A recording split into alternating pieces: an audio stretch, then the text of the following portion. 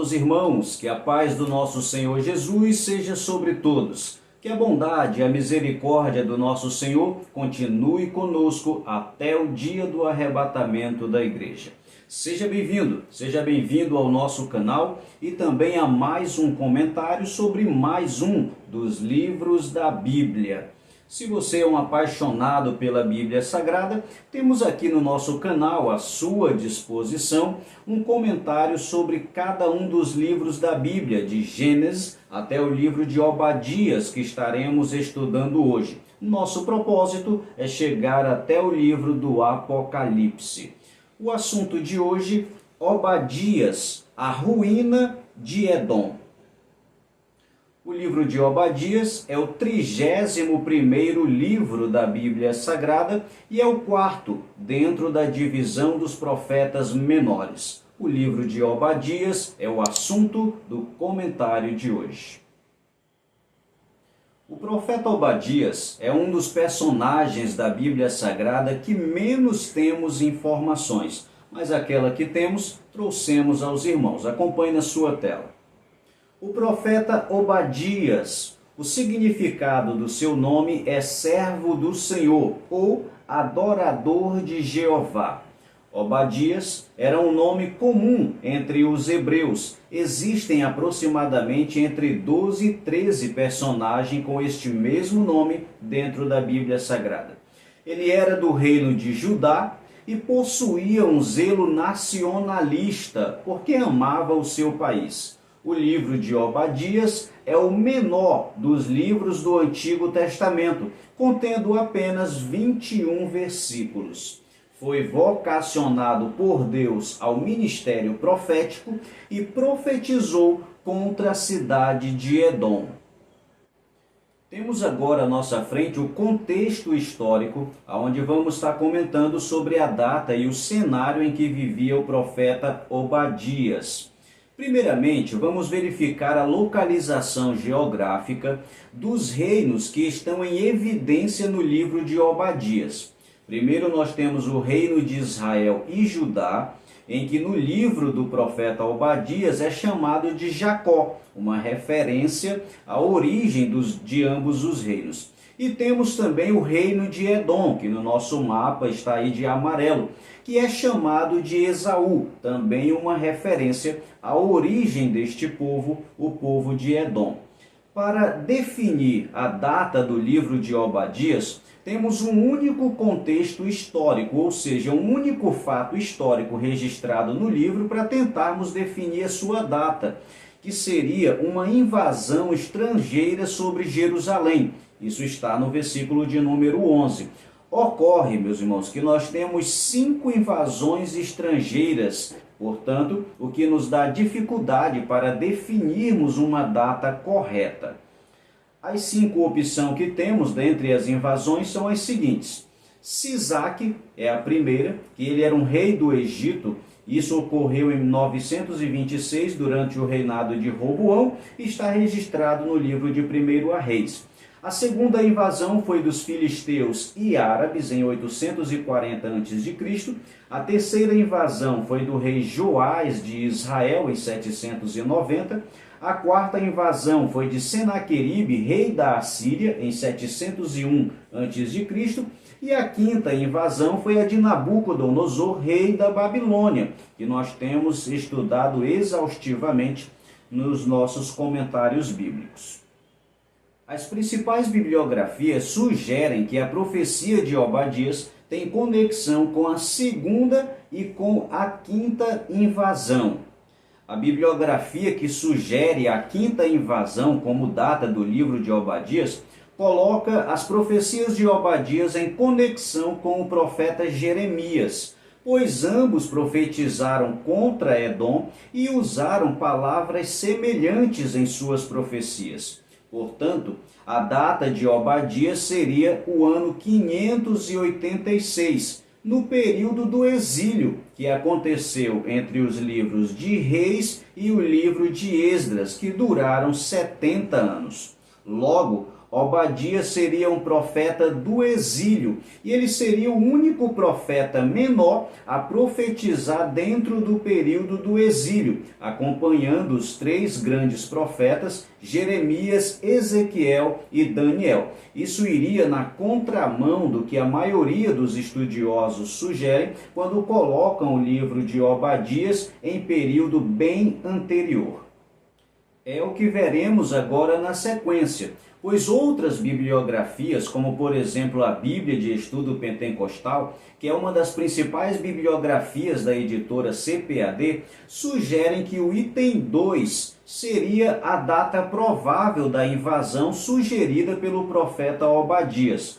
Uma vez que no item 5, na ocasião da invasão de Nabucodonosor, houve não só uma invasão, mas também uma destruição de Jerusalém. E essa destruição não é mencionada pelo profeta Obadias. Logo, para a Bíblia de Estudo Pentecostal e para outros estudiosos, a invasão dos filisteus e árabes seria uma invasão qual está sugerindo o nosso profeta Obadias. Logo, a data do livro seria então 840 a.C., colocando Obadias dentro do período dos reis, aonde ele seria um profeta do pré-exílio, o que concorda com raciocínios de muitos. Porém, para fins deste canal, nós também abordaremos de que a invasão que é mencionada pelo profeta Obadias é a quinta invasão, a de Nabucodonosor. Portanto, o livro seria datado de 586 a.C.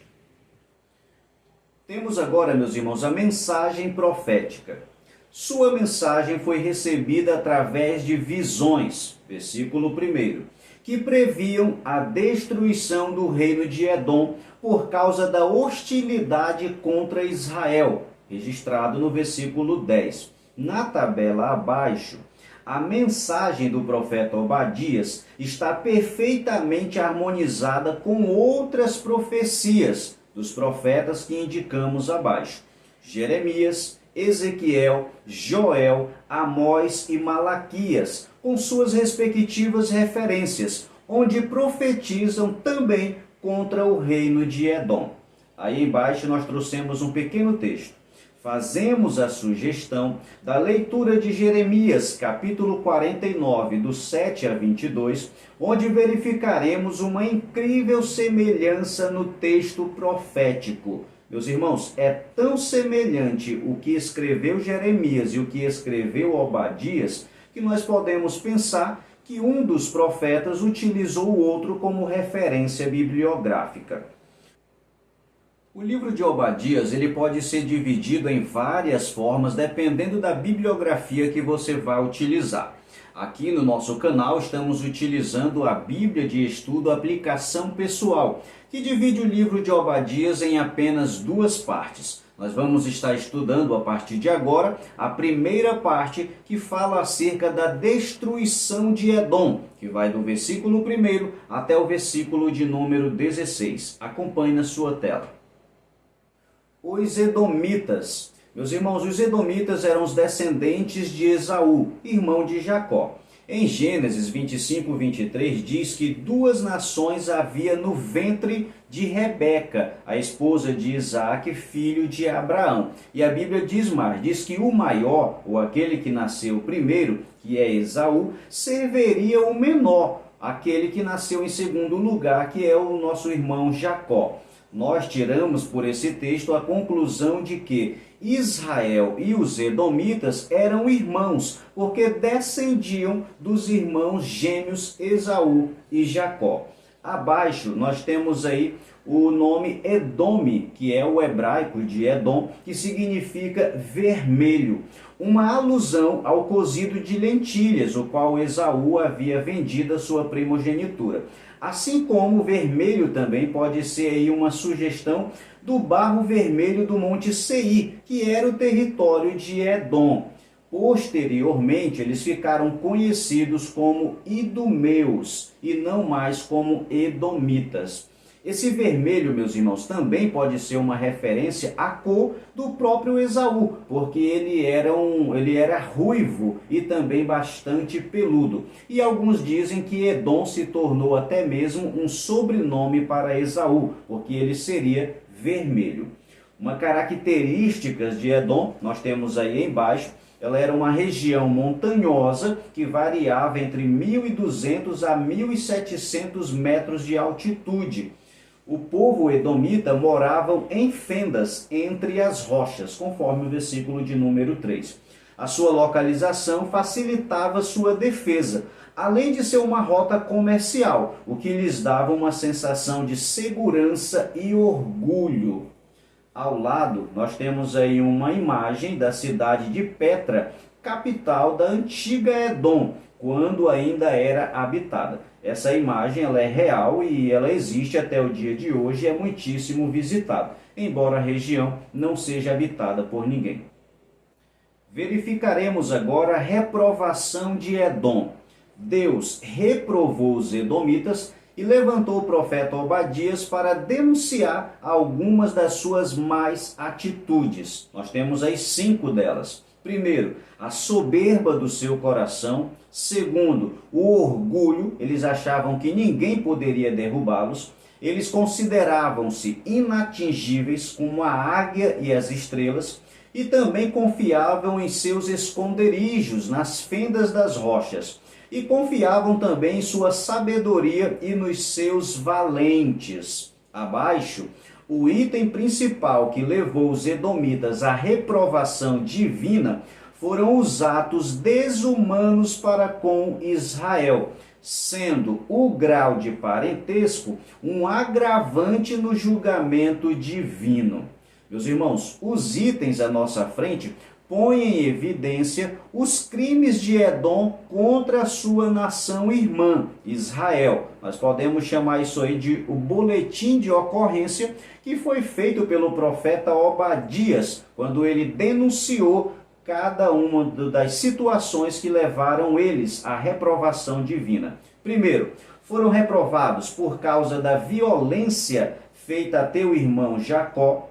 Juntou-se aos inimigos para saquear Jerusalém, alegraram-se sobre a ruína e angústia de Judá, ficaram satisfeitos com a calamidade do povo e do exército e ainda fizeram emboscadas para matar os que escapavam da cidade. Obadias parecia ser uma testemunha ocular dos fatos. Ele viu que Israel estava sendo atacada, a cidade estava sendo invadida e as atitudes do seu meio-irmão, os edomitas, eram um sentimento de satisfação e prazer em ver Israel sendo invadida. Eles ainda aproveitaram a oportunidade para saquear a cidade. E alguns israelitas que fugiam daquela guerra e tentavam entrar no território de Edom como refugiados, eram mortos em emboscadas. Meu irmão, não há justificativa para as atitudes de Edom. Talvez você possa até pensar, mas essa briga é uma desavença que vem desde Esaú e Jacó. Verdade, porém Esaú e Jacó também se perdoaram. Então este maior exemplo do perdão é que deveria ser um modelo de vida para ambas as nações. Ao invés disso, Edom nutria no seu coração um sentimento de alegria e satisfação pela ruína do povo de Israel. Meus irmãos, por este sentimento, Deus reprovou as atitudes dos edomitas e lhe trouxe grande juízo, conforme estava predito por todos os profetas, inclusive pelo nosso irmão Obadias. Meus irmãos, vamos falar agora sobre o juízo que Deus determinou sobre os edomitas como consequência para suas más atitudes. No livro de Abacuque, nós temos 3 referências que falam acerca deste juízo. O primeiro juízo está em Obadias, capítulo 1 e versículo 1, e foi enviado aos gentios um emissário ou um pregador, dizendo: levantai-vos e levantemo-nos contra ela, Edom, para a guerra. Ou seja, Deus estava levantando as nações para guerrear contra os edomitas. Esta profecia, meus irmãos, começou a se cumprir através da Babilônia, os quais invadiram o território dos edomitas e expulsaram eles do seu próprio território. A próxima mensagem de juízo está na referência de número 10. Cobrir-te-á a confusão e serás exterminado para sempre. Esta segunda profecia de juízo nos assegura que o povo de Edom será exterminado para sempre. Nas páginas do Novo Testamento, os edomitas aparecem agora com um novo nome, chamado de idumeus. Isso porque eles foram morar em um território de Idumeia, na Grécia, e acabou sendo conhecido por este novo nome. Um dos idumeus, muito conhecido no Novo Testamento, era Herodes, o rei dos judeus. Ele também era um dos idumeus. Ocorre que no ano 70 depois de Cristo, o general Tito invadiu o território e destruiu tanto Israel contra os idumeus, espalhando essas duas nações por todo o território mundial. Ocorre, meus irmãos, que as profecias bíblicas previam que Israel se levantaria novamente como nação. Isso ocorreu em 1948, em cumprimento da profecia do Vale de Ossos Secos do profeta Ezequiel. Porém, contra os idumeus ou os edomitas, não existia profecia que pudesse prever que eles se reerguessem novamente. Ao contrário, a profecia da Bíblia era que eles seriam exterminados e nunca mais se levantariam. Olha o que nos assegura Obadias no versículo de número 18. E a casa de Jacó será como fogo, e a casa de Esaú, os edomitas, como palha. E se acenderão contra eles e o consumirão. E ninguém mais restará da casa dos edomitas ou da casa de Esaú, porque o Senhor o disse. Esta referência está nos dando certeza de que Edom não se levantaria novamente. Mas eu quero lhe mostrar uma outra referência que ainda nos assegura ainda mais esta convicção. Malaquias capítulo 1 e versículo de número 4. Olha que referência interessante. Ainda que Edom diga, empobrecidos somos, porém tornaremos a edificar os lugares desertos. Assim diz o Senhor, eles edificarão e eu destruirei. Contra Edom, o Senhor está irado para sempre. Meus irmãos, não há do que duvidar, a profecia de Obadias deve se cumprir e Edom nunca mais se levantará como nação. Possa até haver alguns edomitas espalhados com seu sangue miscigenado entre as nações, por causa de casamentos mistos. Porém, como civilização, as profecias bíblicas dizem que eles não mais se levantarão. A última referência de juízo que eu gostaria de mostrar é o verso 15. Como tu fizestes, assim se fará contigo. A tua recompensa voltará sobre a tua cabeça. Esta nova mensagem de juízo, meus irmãos, Deus estaria aplicando o princípio da retribuição, ou a lei da semeadura. Em outras palavras, aquilo que os edomitas plantaram, Deus ia fazer eles colherem. Agora, olha que coisa interessante. Olha como a história se repete e os edomitas tiveram a oportunidade de mudar o futuro deles por causa do juízo de Deus. Jacó obrigatoriamente precisava passar pelo território de Esaú e isso acabou promovendo o encontro entre os patriarcas. Quando eles se encontraram, eles se abraçaram, se beijaram, choraram e se perdoaram. Olha agora, muitos anos depois, a história se repetindo. Os israelitas estão fugindo da guerra e muitos querem se refugiar no território de Edom. obrigatoriamente eles correm para lá buscando refúgio. Os edomitas tiveram a oportunidade de abraçar Israel, beijar Israel e perdoar Israel e iniciar um novo relacionamento com a sua nação irmã. Mas eles, diferente dos patriarcas que se perdoaram, perderam uma oportunidade de iniciar um novo relacionamento e fugir do juízo de Deus. Agiram mal aos olhos do Senhor e o Senhor então havia de cumprir todo o juízo determinado sobre os edomitas. Vamos falar agora acerca da restauração de Israel. Estaremos abordando a segunda metade do livro, que vai do versículo 17 até o versículo de número 21.